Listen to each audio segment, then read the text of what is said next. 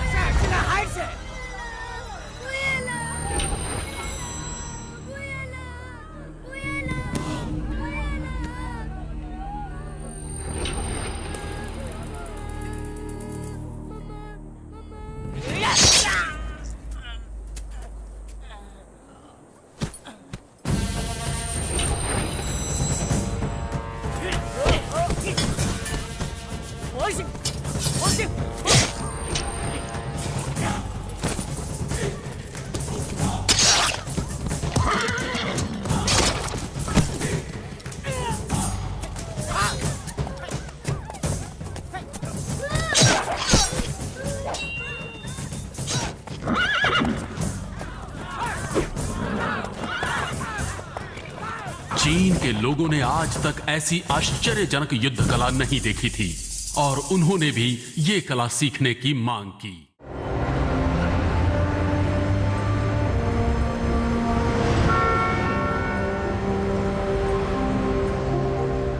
Martial arts में सबसे प्रमुख है कुंग फू और दुनिया में इसे सीखने की सबसे अच्छी जगह है चाइना। ये है मार्शल आर्ट्स ट्रेनिंग का एक स्कूल। इस तरह के सभी स्कूलों में सर्वोत्तम है शाओलिन टेम्पल। ये बौद्ध धर्म का मंदिर होने के साथ साथ सेल्फ डिफेंस यानी आत्मरक्षा प्रशिक्षण का केंद्र भी है। जिसने इन्हें इस कला को सिखाया और शाओलिन टेम्पल को बनाया, जो इनकी नजर में आज भी भगवान है, वो हैं पल्लव महाराज के तीसरे राजकुमार बोधिधर्मन, एक भारतीय।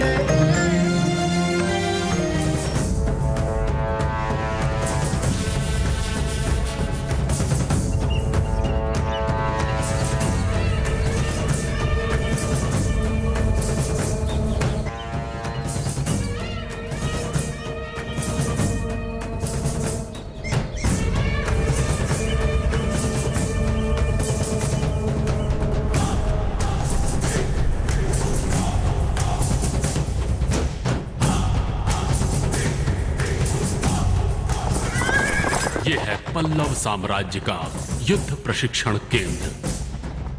जब दूसरे देशों में नरबलि का दौर चल रहा था, तब हम मार्शल आर्ट्स और दूसरी कलाओं के साथ साथ औषधियों का भी अध्ययन कर रहे थे। विभिन्न प्रकार के जानलेवा रोगों का यहां अद्भुत और शर्तिया इलाज तैयार किया जाता था।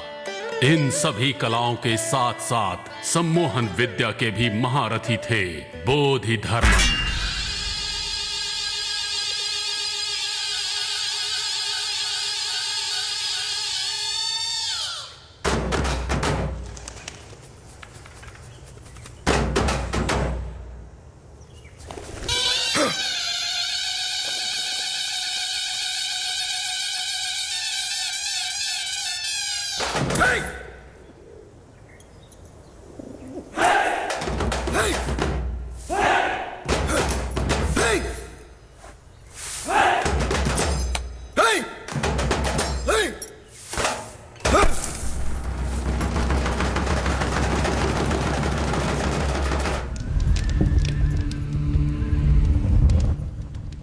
मार्शल आर्ट्स में महारत के साथ साथ ये पंच तत्वों को भी अपने वश में कर सकते थे। इन्होंने दैवी शक्तियों की सिद्धियों को भी हासिल किया। ये है वो दिन जब राजमाता के निर्देश के अनुसार बोधिधर्मन चीन के लिए रवाना हो रहे थे।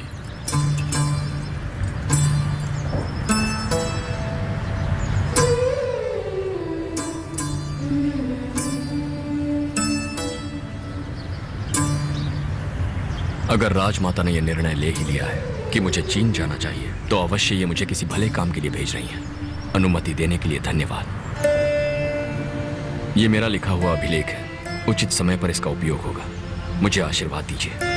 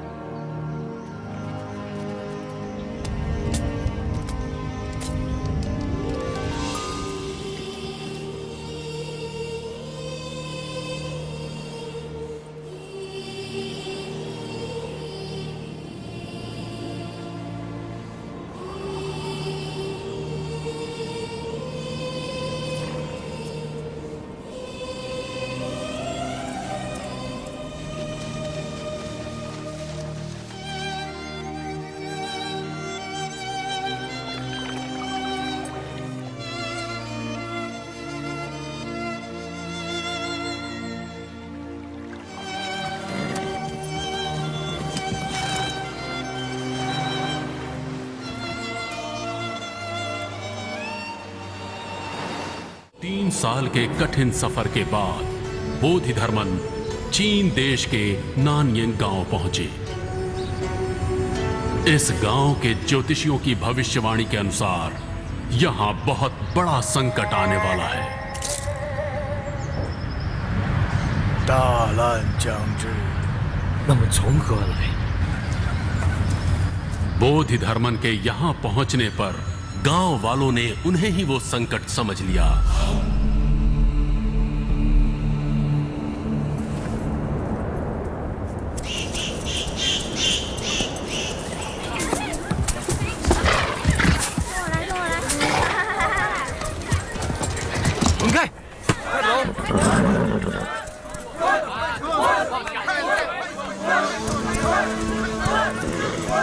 उनके वहां से जाने पर गांव वालों को लगा कि संकट चला गया, लेकिन संकट तो अभी आने वाला था।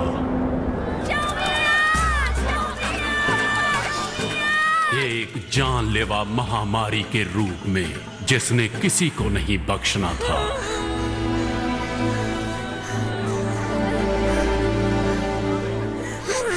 हाँ, 好吧。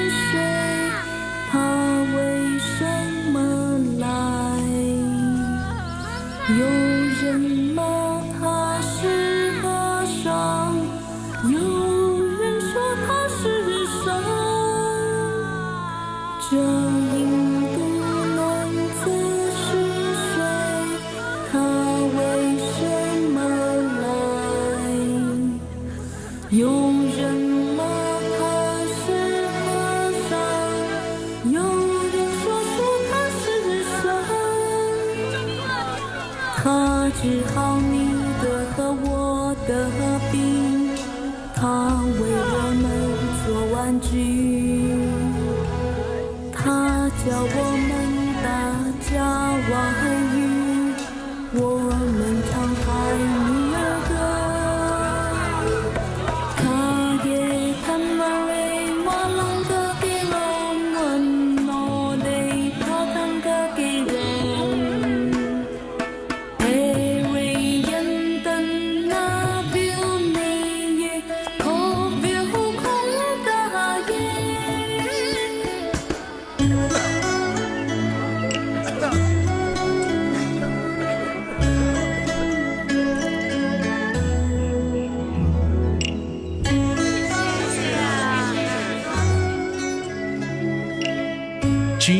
कई राज्यों से आए हुए चिकित्सकों को बोधिधर्मन ने औषधि की विशेषता सिखाई। 谢谢。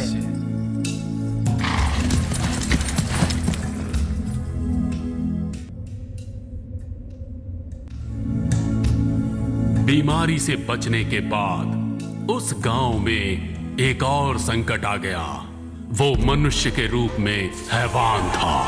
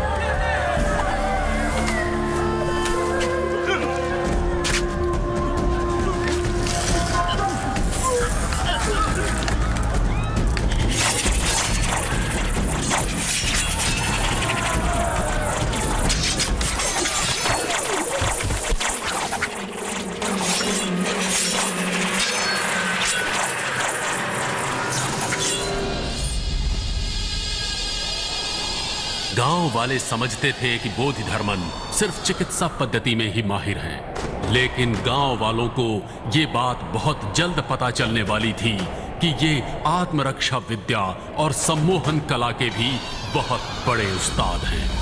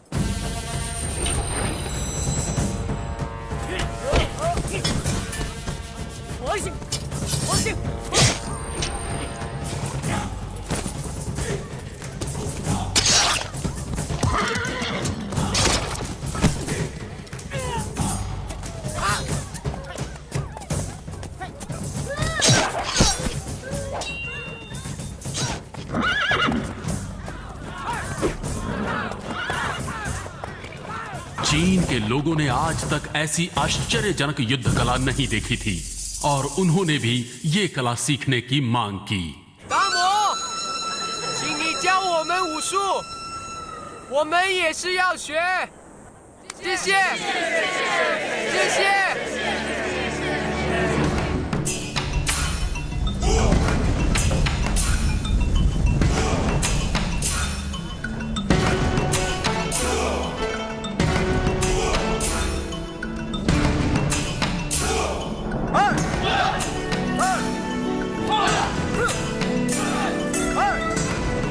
यहाँ के लोग बोधिधर्मन को प्यार से धामू बुलाते थे।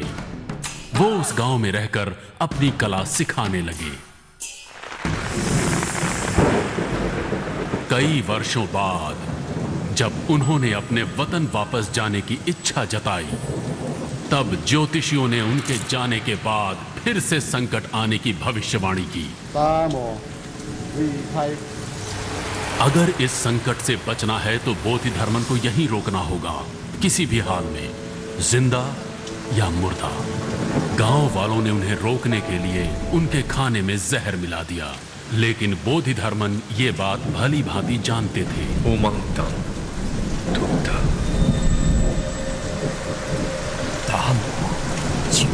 गांव वालों ने मांग की कि बोधिधर्मन के शरीर को उनके गांव में दफनाया जाए तो उनका देश बीमारियों और तमाम संकटों से मुक्त हो जाएगा। उनकी इस मांग को बोधिधर्मन ने स्वीकार कर लिया।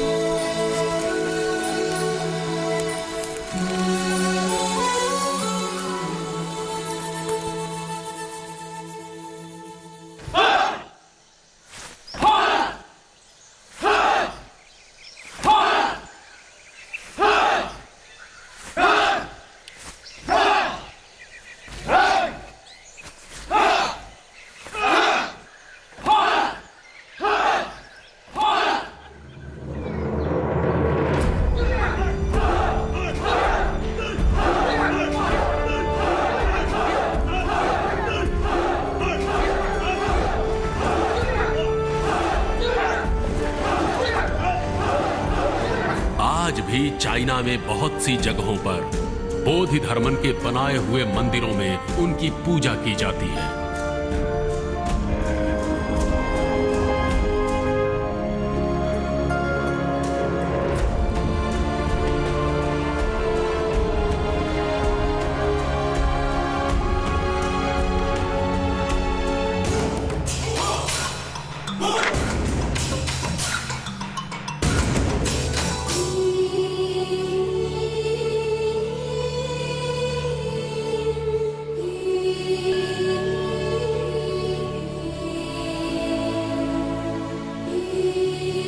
चाइना, जापान, थाईलैंड और कई देशों में मंदिर बनाकर एक भारतीय को पूजा जाता है, लेकिन हम में से कितने लोग इन्हें जानते हैं?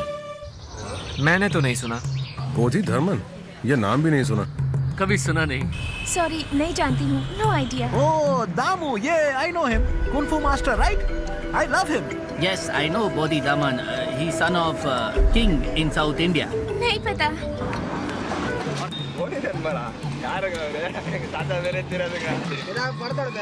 Very good. Kung Fu guy. I know Damu master. He come from India. Bodhidharman, ये नाम ही मैं पहली बार सुन रही हूँ। सॉरी, मुझे नहीं मालूम। हमारे देश से गई हुई और भूली हुई इस कला को कोई हमारे ही विरुद्ध इस्तेमाल करेगा तो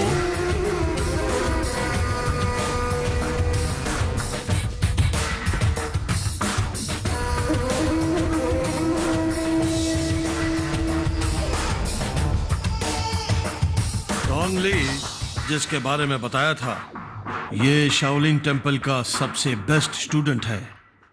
मिस्टर डोंगली, ये हमारे देश के चीफ साइंटिस्ट हैं।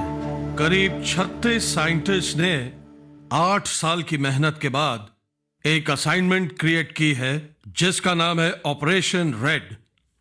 ये ऑपरेशन रेड इंडिया के खिलाफ है। अगर हम कामयाब हो जाते हैं तो 3 सालों में हम जो भी कहेंगे वही बन जाएगा लॉ इंडिया में। इंटरेस्टिंग। लेकिन एक लड़की की रिसर्च हम सब के लिए खतरा बन चुकी है। अगर उसकी रिसर्च कामयाब हो जाती है तो हमारा ऑपरेशन रेड किसी काम का नहीं रहेगा। इसलिए तुम इंडिया जाओगे, वहां उस लड़की को मारोगे और वापस आओगे। यह है तुम्हारी असाइनमेंट।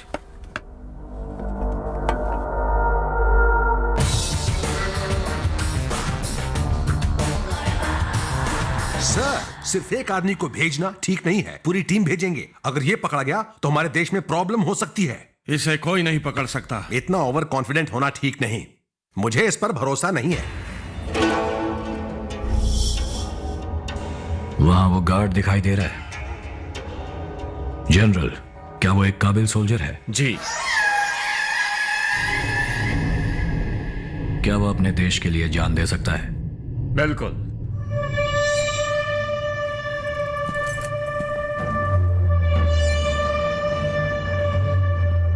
पर अब वो मेरे लिए जान देगा।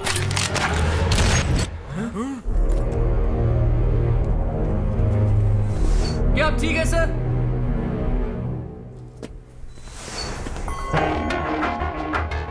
तो क्या तुम देश के लिए जान देना चाहते हो या मेरे लिए?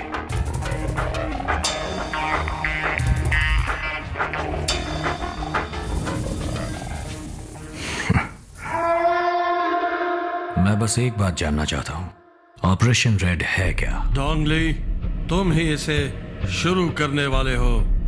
जब तुम इंडिया पहुंच जाओगे अपने आप समझ जाओगे। तो मुझे इंडिया कब जाना है? आज ही।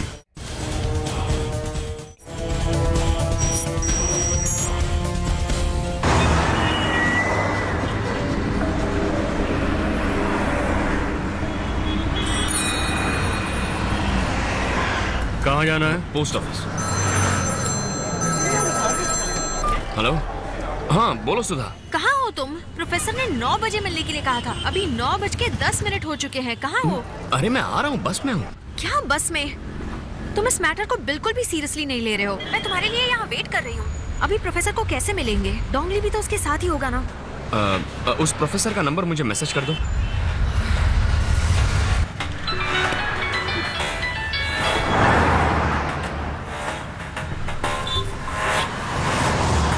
हेलो सर, पनवेल में 30 एकड़ की जमीन है, खरीदेंगे क्या? कौन है, क्या चाहिए? आप ही चाहिए सर। पता चला कि चाइना से आपको 300 करोड़ रुपए मिले हैं। सोचा आपको इन्वेस्टमेंट करनी होगी तो फोन किया। कुछ समझ में नहीं आया। मुझे हिंदी नहीं समझते। हाँ हाँ, अब तो आप हिंदी में कहाँ समझेंगे, चाइनीज में बोलूंगा तो ही समझ में आएगा ना। आजकल तो वहीं आपका लेन देन बहुत ज्यादा चल रहा है। सुनो, तुम अपने हाथ आग में दे रहे हो, चलकर राख हो जाओगे। अबे चुप। तूने जो चाइना से 300 करोड़ रुपए लिए वो, और ऑपरेशन रेड की सारी डिटेल्स मैंने तेरे कंप्यूटर से निकाल ली है। हेलो, वो मुझे दे दो, मुझे वो सब वापस कर दो। मेरे को क्या येड़ा समझा है क्या? अब मेरे 2 सवालों का जवाब दे। तुम लोग सुधा को क्यों मरवाना चाहते हो, और ये ऑपरेशन रेड क्या है? हेलो, मुझे दूसरा कॉल आ रहा है, मैं बाद में फोन करता हूँ। तेरा वो चाइनीज दलाल फोन कर रहा है? अगर फोन काटा तो आज शाम को सारे न्यूज चैनल्स में ऑपरेशन रेड की खबर आ जाएगी। नहीं नहीं, ऐसा मत करना। मुझे क्या करना है बताओ? ऑटो में बैठ। ऑटो में? ऑटो में बैठ। हाँ, ऑटो।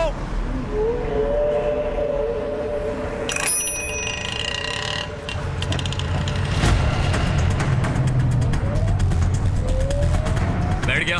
हाँ। आना कहाँ है मुझे? बीकेसी आजा। ड्राइवर बीकेसी ले लो।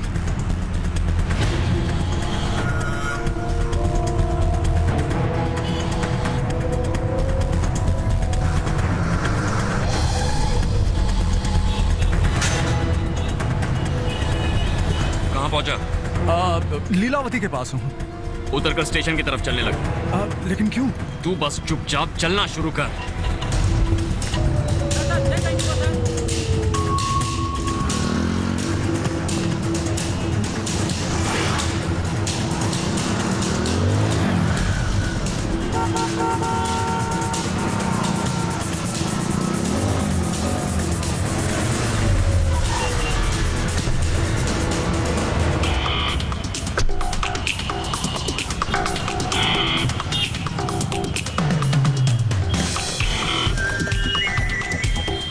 वहां सबवे दिखाई दे रहा है।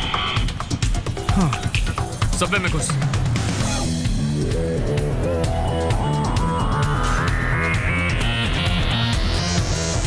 उतरा ना, अब लेफ्ट से ऊपर चढ़ जा।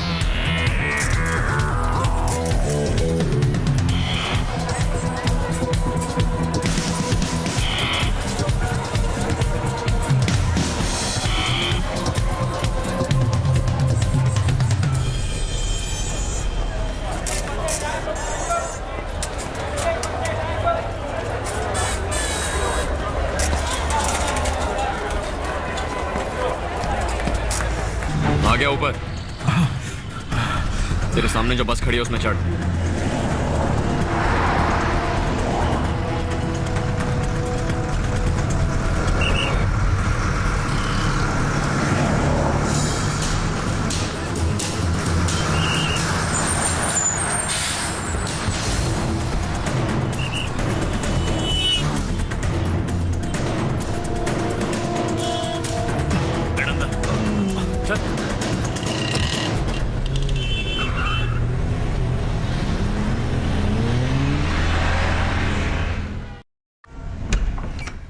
क्या बात है? यहाँ क्यों बुलाया? पहले अंदर आओ। Oh my God! क्या हुआ सर? आपको किसने मारा? मैंने मारा। कोई इस तरह प्रोफेसर को मारता है क्या? तू जानता है इसने क्या किया? चाइना से 300 करोड़ रुपए लिए हैं इसने। ऑपरेशन रेड नाम का कोई खतरनाक मिशन है। बताता या? ऑपरेशन रेड का मतलब चाइना इंडिया से करने वाला है बायो वॉर। बायो वॉर मतलब? एक जमाने में देश आपस में तलवारों से लड़ते थे, उसके बाद बंदूकों से। लेकिन अब जमाना है न्यूक्लियर वॉर का, जहां पर अपने घर में बैठे बैठे देश के देश तबाह किए जा सकते हैं। लेकिन इस बायो वॉर में बंदूक नहीं, रॉकेट भी नहीं, it's a virus. 6th century में होंगसिंग नाम के वायरस से चाइना में बहुत लोगों की मौत हुई थी। उसी वायरस को फिर से बनाकर इंडिया को शमशान बनाने के लिए डोंगली नाम के स्पेशलिस्ट को यहां भेजा गया है। उसने उस वायरस को एक गली के कुत्ते में इंजेक्ट कर दिया है। अब ये गली का कुत्ता 24 घंटे में ये बीमारी खाने के जरिए फैला देगा।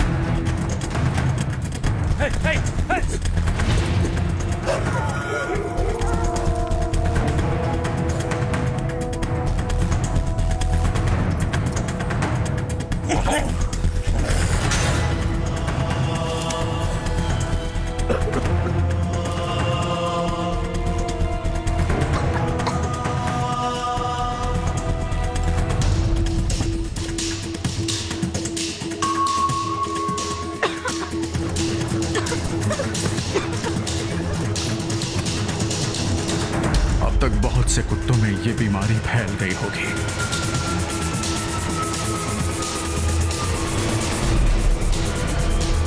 कुत्तों से इंसानों में भी ये जल्दी फैलेगी।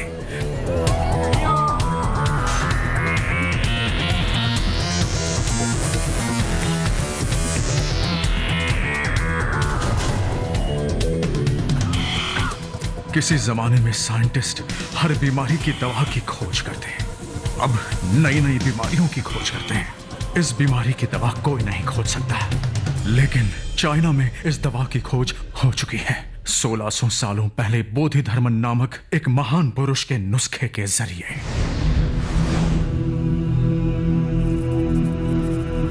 अब इस बीमारी से सिर्फ 60 दिनों में हमारी आबादी में से 30 लाख लोग मारे जाएंगे और हमारा देश इस बीमारी की दवा के लिए लाचार हो जाएगा। चाइना तब अपनी दवा का ऐलान करेगा और उस दवा के बदले चाइना भारत से अपनी सारी मांगें मनवा लेगा। और यही है वो बायो वॉर।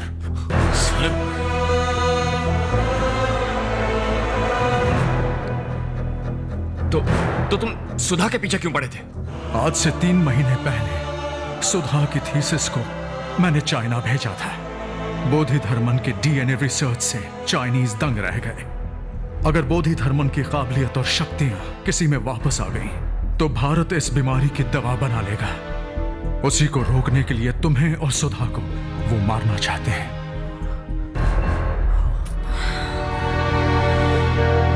अच्छा, तो ये गेम है। पैसे के लिए देश को बेच दिया। पहले ही देश में नकली डॉक्टर, नकली दवाइयां हैं, अब नई बीमारी भी पैदा कर दी। साले, ये बीमारी तेरे परिवार को हो गई तो? Arvind, one second Arvind, we have to do something. पहले ये पता लगाना है कि क्या शहर में बीमारी फैल चुकी है। मेरे अंकल सिटी कॉर्पोरेशन में काम करते हैं। Call him. हाँ, मैं अभी उन्हें phone call him immediately. We have to deal with this one step at a time. क्या बात है अश्विन? अंकल, मुझे एक जरूरी इंफॉर्मेशन चाहिए। शहर में कोई बीमारी फैली है क्या, जिससे बहुत सारे लोग मर रहे हैं? और वेटनरी हॉस्पिटल में बहुत सारे कुत्ते एडमिट हो रहे हैं क्या? मुझे 20 मिनट का टाइम दो, मैं तुमको फोन करता हूँ। ठीक है, वो 20 मिनट में बताएंगे। हाँ, 9 बजे पोस्ट ऑफिस से हमारी ही गाड़ी गई थी। बुक करने वाली का नाम है सुधा चतुर्वेदी, लेकिन कहाँ ड्रॉप किया ये नहीं बता सकता मैं। रूल्स नहीं है। No rules, no details. मुझे एड्रेस चाहिए। Fast track, can I help you? 19th avenue, Sanghamitra apartments, Adarsh Nagar. 10 minute में आ जाएगी मैडम। अरे तुम अभी तक गए नहीं? मैंने कहा मुझे एड्रेस चाहिए। तुम्हारा नाम क्या है भाई? डोंगली। डोंकी वोंकी नाम के आदमी को हम डिटेल नहीं दे सकते।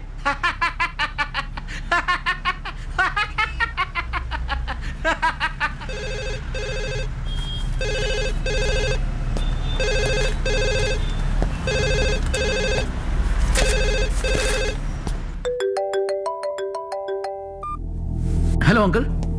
हाँ बोलिए। हाँ अश्विन, तुम्हारी खबर सही है। कूपर हॉस्पिटल में कल 6 लोग एडमिट किए गए थे। कल सुबह 8:30 को एक मरा, 11:30 बजे दूसरा मरा। अभी तक बीमारी का डायग्नोज नहीं कर पाए हैं। वेटनरी हॉस्पिटल में एक ही दिन में लगभग 300 बीमार कुत्ते लाए गए हैं, ऐसी खबर मिली है। इसके बाद और कोई डिटेल मिलेगी तो मैं तुमको कांटेक्ट करता हूं। हमें तुरंत हॉस्पिटल जाना होगा, जल्दी। अच्छा, और इनका क्या करें? क्या इस कमरे के अंदर लैंडलाइन है? नहीं है ना?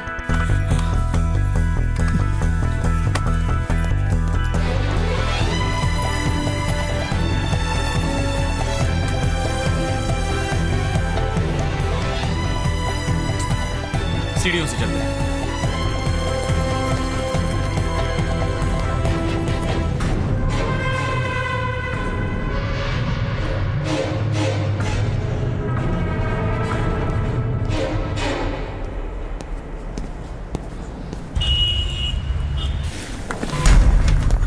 जनरल वार्ड कहाँ है? 3rd floor. हम जा सकते हैं ना वहाँ?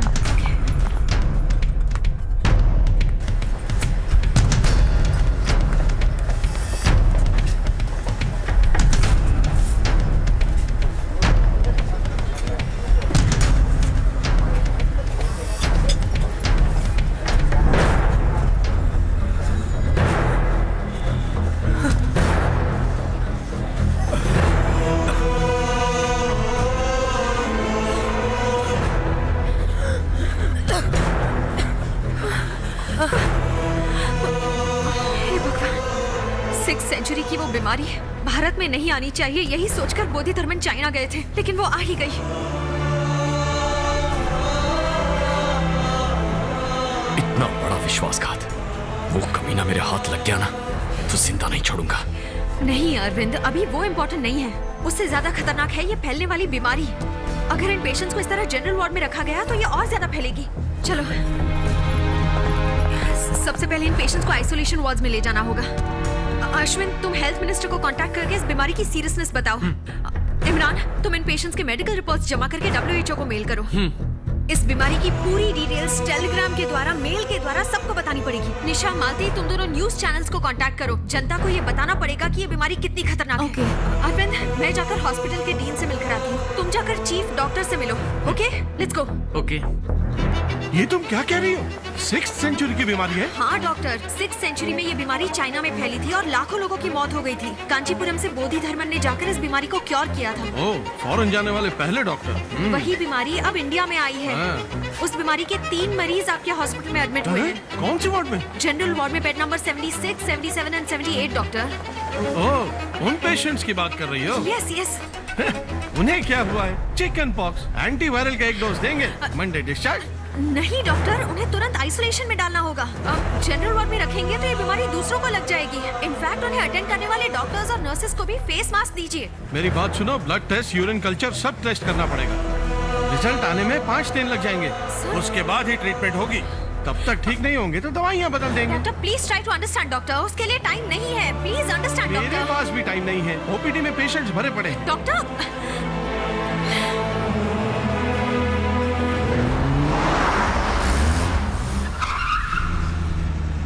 वो लोग यहीं पर हैं।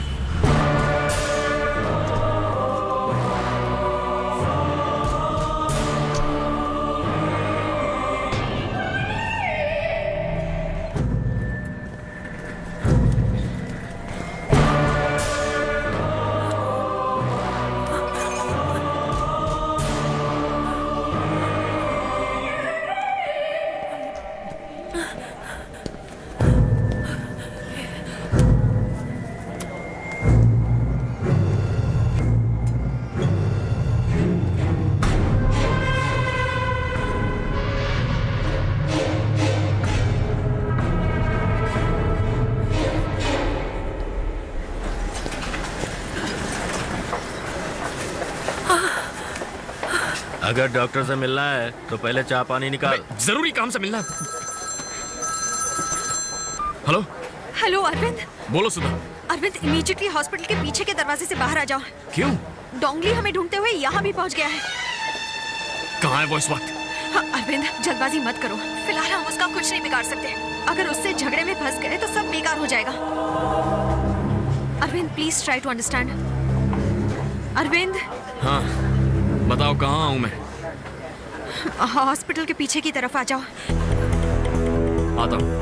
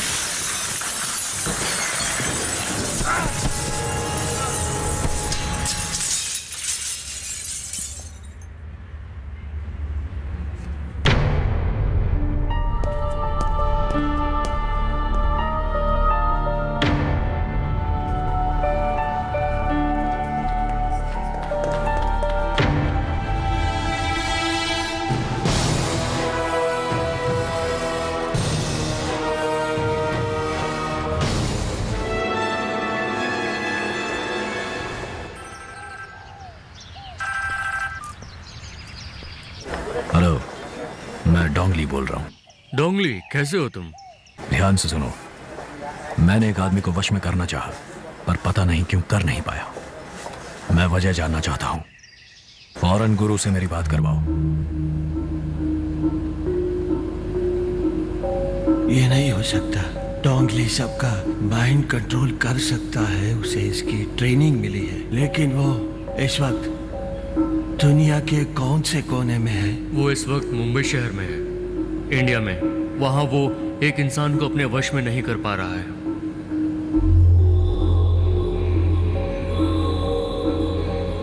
उसको वहां नहीं रहना चाहिए। लेकिन क्यों?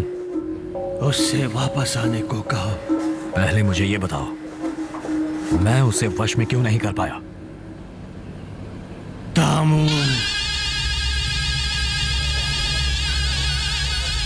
उसकी रगों में दामू का खून है। उसे तो मार दिया था ना। देखता हूं उसका खून क्या करता है।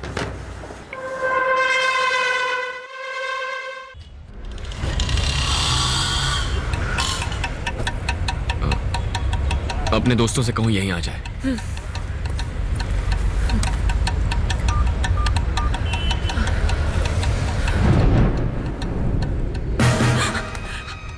अरविंद वो यहीं पर है, वो हमें ही ढूंढ रहा है। कहाँ है?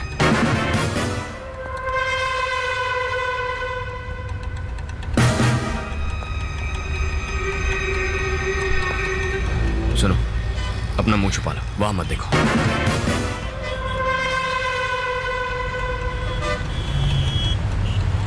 चलो चलो, आप लोग रुके रहो।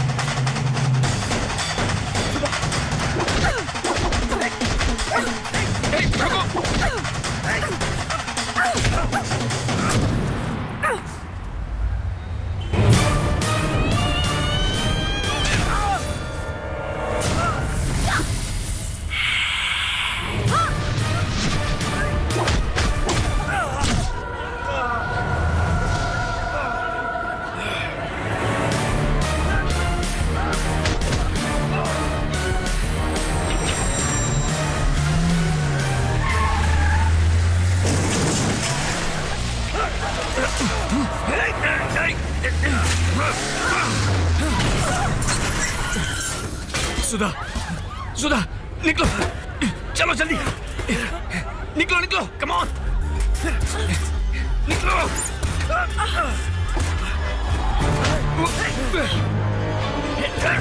छोड़, सुधा, तुम जाओ। छोड़ना।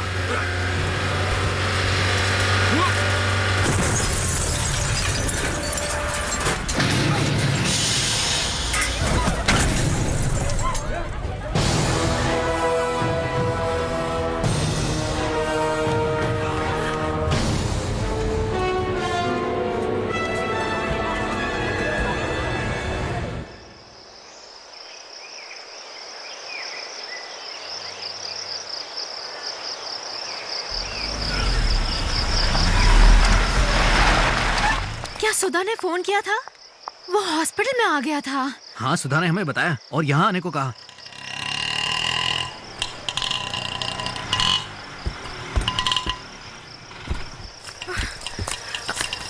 ओह माय गॉड, ये सब क्या हुआ है सुधा? हमने जितना सोचा था उससे बहुत डेंजरस है वो। हम जान बचाकर भाग कर आए, यही बहुत बड़ी बात है। अरविंद, अरविंद, अरविंद, क्या हुआ अरविंद?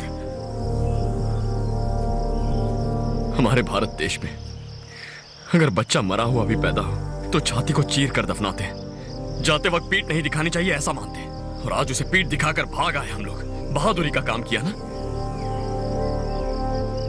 हमें मलेशिया में मारा होता, श्रीलंका में मारा होता, हमारे देश में आकर हमें मार रहा है और हम सिर्फ उससे डर के भागते रहेंगे। तो तुम ही बताओ हम क्या कर सकते हैं अरविंद? जिसने दुनिया को वीरता सिखाई ये वही भारतवर्ष है और अब हम इसी देश में मार खा रहे हैं। पलट कर वार करना होगा। वो इस मिट्टी से जिंदा वापस नहीं जाएगा। नहीं Arvind, he is too powerful. उससे लड़कर हम जीत नहीं सकेंगे। जीतेंगे भी कैसे? हमारे हथियार तो म्यूजियम में बंद है। धनुष, तलवार सबको ताला मार के रख दिया है। उन्हें बाहर निकालना होगा। अरविंद, इस वक्त जो हालात हैं उन्हें तो समझने की कोशिश करो। वीरता वीरता बोलकर पड़ोसी देश से लड़े ना हम। क्या जीत गए हम? हार ही मिली ना। वीरता और धोखेबाजी में फर्क समझो। अकेले भारत को 9 मुल्कों ने मिलकर मारा। वो वीरता नहीं, धोखा है। मैं समझती हूँ अरविंद। मैं ये नहीं कह रही हूँ कि उसे छोड़ दें, लेकिन उससे पहले हर पल फैलने वाली इस बीमारी को रोकना होगा हमें। फिर डोंगली को मिटाएंगे। फिलहाल ये दोनों काम एक साथ नहीं हो सकते। हो सकते हैं। उस बीमारी का इलाज करना, उस आदमी को मिटाना सिर्फ एक ही आदमी कर सकता है, बोधि धर्मन। डीएनए रिसर्च को शुरू करना होगा। बोधि धर्मन की कला को वापस लाना होगा। आपने जैसा बोला वैसे ही मारेंगे। उसको ऐसा मारेंगे कि दुनिया के किसी भी कोने से कोई भी आदमी एक भारतीय पर हाथ उठाने से डरेगा। उसके लिए ह्यूमन जेनेटिक लैब चाहिए जो बिल्कुल गुप्त होगी। 12 दिनों तक हमें सबसे छुप कर रहना होगा। मुझे पता है ऐसी लैब कहाँ है। रुको। अगर 12 दिन हमें किसी लैब में छुप कर रहना है तो तुम में से किसी को बाहर से हेल्प करनी होगी और उससे भी ये पता नहीं चलना चाहिए कि हम कहाँ हैं। Correct. Malti, you are the right person. हम सबको अपने सिम कार्ड्स डीएक्टिवेट करने होंगे। सिर्फ 2 सिम कार्ड ऑन रहेंगे, एक हमारे लिए और एक मालती के लिए। हमारी जरूरत की चीजें मालती पहुंचाएगी और उसे भी पता नहीं होगा कि हम कहाँ हैं। वो कैसे, मैं बताती हूँ। मालती, तुम्हारा सेलफोन और सिम कार्ड डिस्कार्ड कर दो। कल मैं तुम्हें नया सिम कार्ड भेज दूंगी। Okay, all the best. अब बताओ कि वो लैब कहाँ है? वो लैब गांधी पार्क में है। गांधी मंडपम और कैंसर इंस्टीट्यूट के बीच में है आईआईटी कैंपस। अश्विन ने इसी जगह के बारे में बताया था। आईआईटी कैंपस के पीछे बहुत बड़ा जंगल है। कैंपस 650 एकड़ में फैला है। उसमें से 450 एकड़ सिर्फ जंगल है। ये कोई नहीं जानता कि शहर में इतना बड़ा जंगल है। ये कंपोजिट टेक्नोलॉजी सेंटर है। ये मशीन डायनामिक सेंटर है। इससे 4 किलोमीटर दूर जेनेटिक इंजीनियरिंग लैब है। हमें उसी लैब में जाना है। मगर इन 12 दिनों में वहाँ कोई आ गया तो? नहीं सर, लकीली अभी छुट्टियां चल रही हैं। अगले 18 दिनों तक तो कोई नहीं आएगा। अंदर सब जर्मन इक्विपमेंट्स हैं। हमें दवाइयाँ, जड़ी बूटियाँ और जो भी जरूरत होगी उसके लिए मालती है जो बाहर से भेज देगी। ओके। अश्विन कब आएगा? लैब की चाबी और सिम कार्ड लेके रात को 11 बजे तक आ जाएगा। सबने सिम कार्ड को डीएक्टिवेट कर दिया ना? हाँ, कर दिया। ओके, चलो चलें। ओके।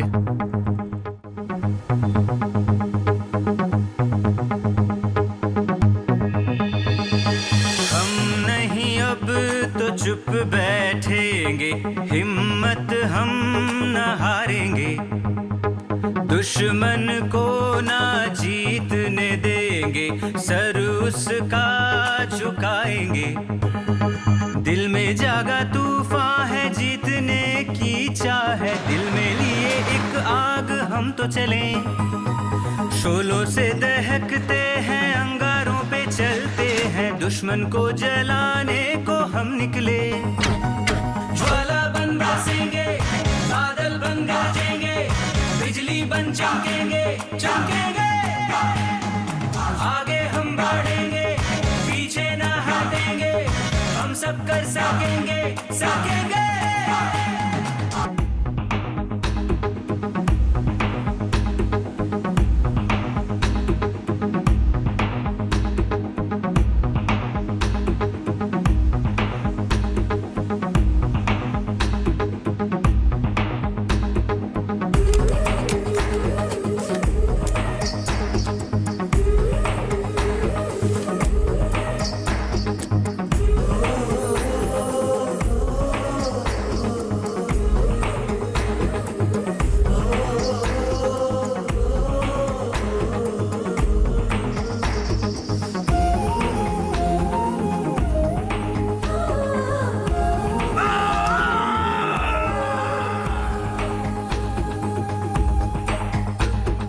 किसी के रोके नहीं रुकेंगे, अब किया है इरादा पक्का हमने। अब ना कोई दुख ना कोई भी है गम, खुशी से ये राह चुनी हमने। देखेगा जहां सारा अब अपना कमाल, कैसे कर देंगे दुश्मन को हलाल। हम चल दे ऐसी चाल, हो जाए सब बेहाल, कर दे दुश्मनों का हम तो बुरा हाल। कदम उठा आगे बढ़ा, जड़ से मिटा ऐसा कातिल, रहम नहीं दया नहीं, छलनी करो दुश्मन का दिल।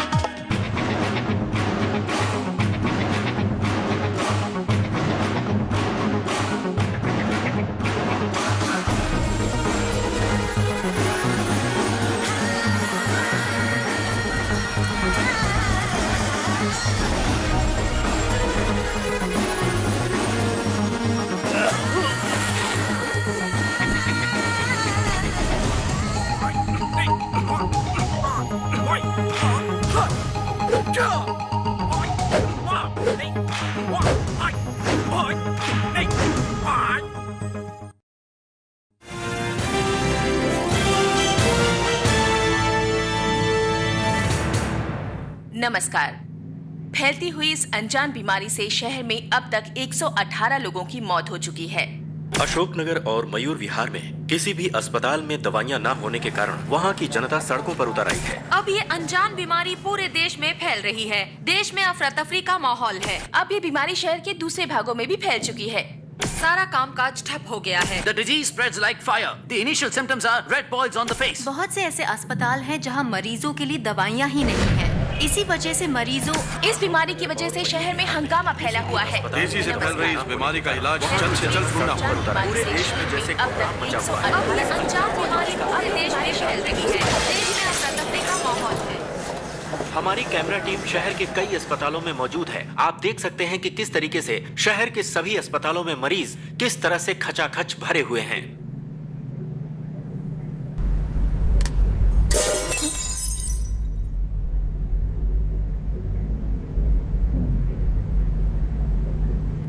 किसी के रोके नहीं रुकेंगे, अब किया है इरादा पक्का हमने।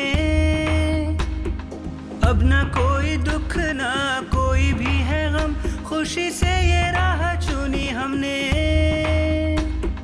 देखेगा जहां सारा अब अपना कमाल, कैसे कर देंगे दुश्मन को हलाल। हम चल दे ऐसी चाल, हो जाए सब बेहाल, कर दे दुश्मन दुश्मनों का हम तो बुरा हाल। कदम उठा आगे बढ़ा जड़ से मिटा ऐसा कातिल, रहम नहीं दया नहीं छलनी करो दुश्मन का दिल। हम चल दे ऐसी चाल हो जाए सब बेहाल, कर दे दुश्मनों का हम तो बुरा हाल। कदम उठा आगे बढ़ा जड़ से मिटा ऐसा कातिल, रहम नहीं दया नहीं छलनी करो दुश्मन का दिल।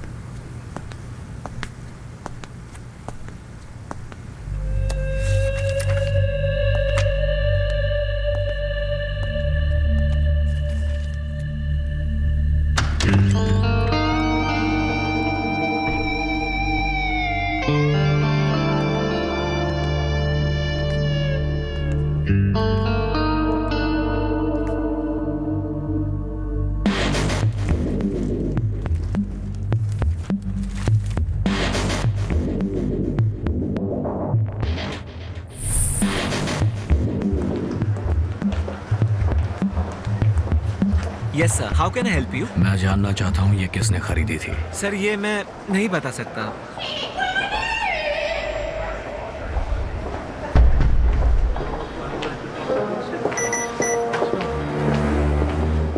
ये सीडी 22 फरवरी को खरीदी गई थी, पेमेंट कार्ड से हुई थी और कार्ड होल्डर का नाम है इमरान शाहिद।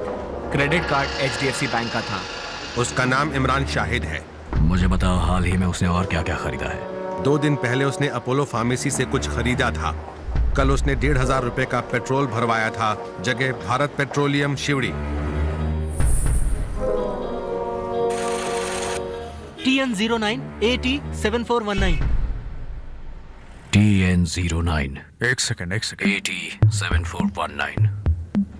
इस कार में कल इमरान ने पेट्रोल भरवाया था। अच्छा, पर पता चला है वो कार इमरान की नहीं है। मुझे उस कार के मालिक का नाम और पता चाहिए।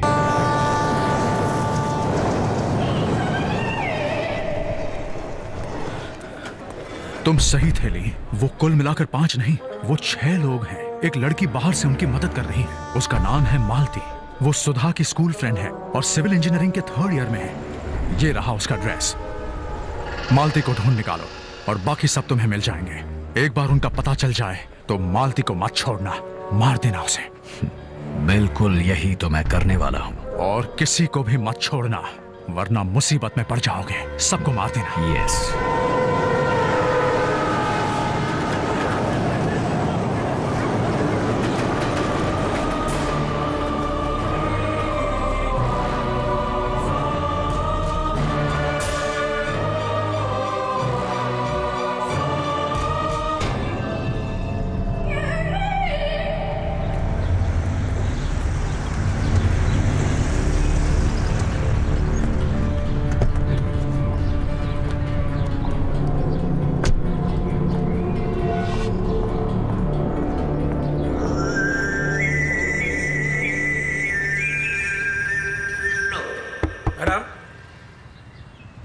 मैडम, क्या है?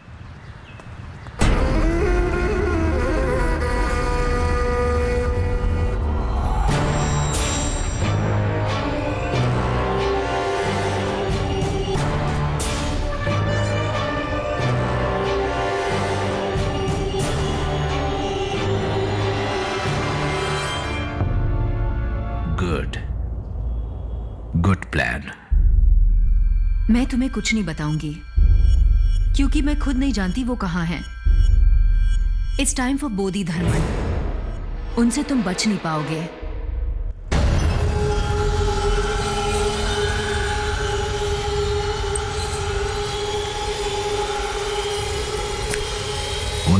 उसे गुड लक कहना।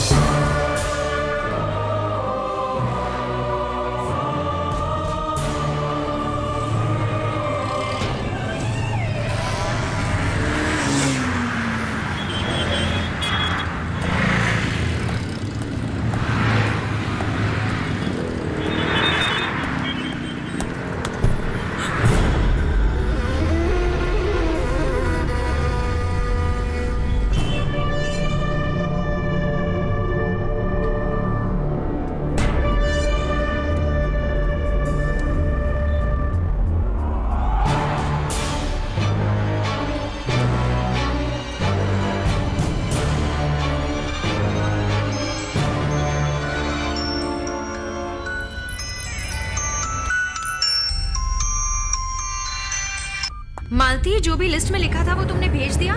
Genetic engineering lab, Malti, B wing, east Newton circle, IIT campus, Gandhi park. Imran, Malti का फोन तेरे पास कैसे आ गया? और मालती कहाँ है? हेलो, और एड्रेस क्यों बता रहे हो अभी? इस बार तुम नहीं बचोगी। हरामजादे! अगर इंडिया से नफरत है और हिम्मत है तो इंडियन आर्मी से क्यों नहीं लड़ते? मासूम लोगों की जानें क्यों ले रहे हो बुज़दिल? अरविंद तुम्हें मार देगा। तुम बोधि धर्म से नहीं बच सकते। इमरान! इमरान! जवाब दो इमरान! इमरान!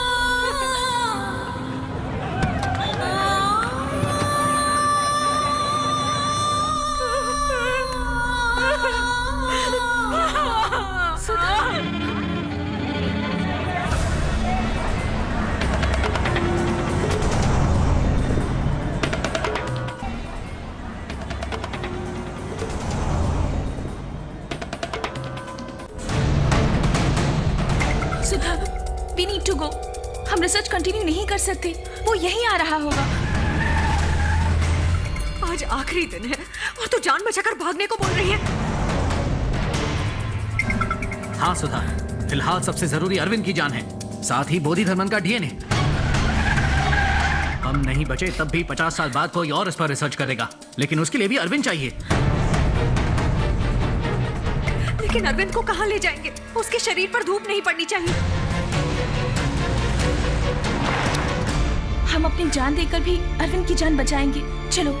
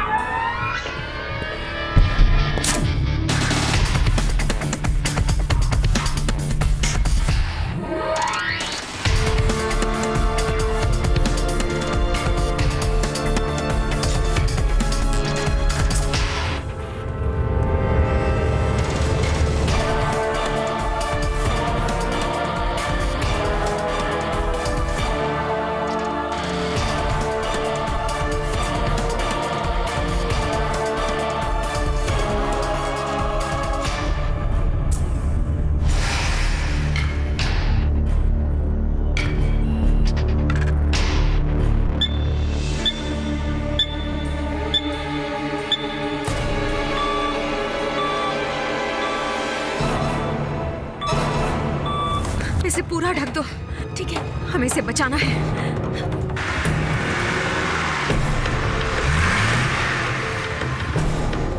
पूरी तरह कवर करो। सुधा, हाँ? डॉगली आ चुका है।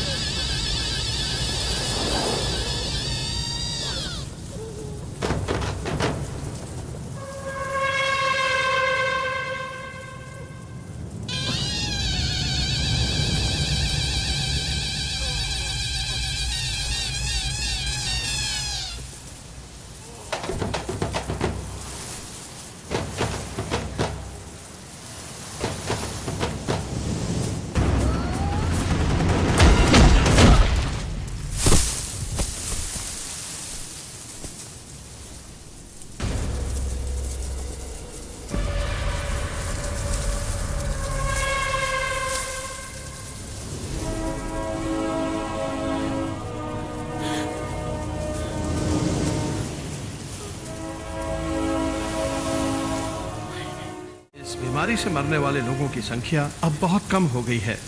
इसे एक चमत्कार ही माना जा रहा है क्योंकि इस रहस्यमय बीमारी का इलाज बनाया है मिस्टर अरविंद ने, जो एक सर्कस में काम करते थे। आपका कहना है कि हम अपनी पुरानी परंपराओं और संस्कृतियों को भूल गए हैं, लेकिन आपके हिसाब से आज के जमाने में उनका क्या उपयोग है?